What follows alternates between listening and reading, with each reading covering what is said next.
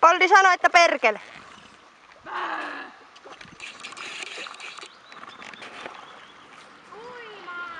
Poldin pylly kiiltelee. Mitä?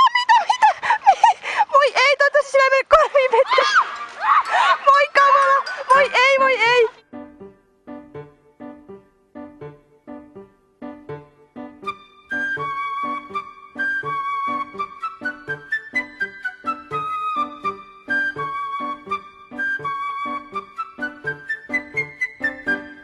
Koske mun perseet. Mutta oikeesti se on tuollainen nyhvä. Mikä? Se hukkuu ja kaikkea. En haku. En hukkunut. Ei se tähän läpsukelisi. Haistakaa vittu.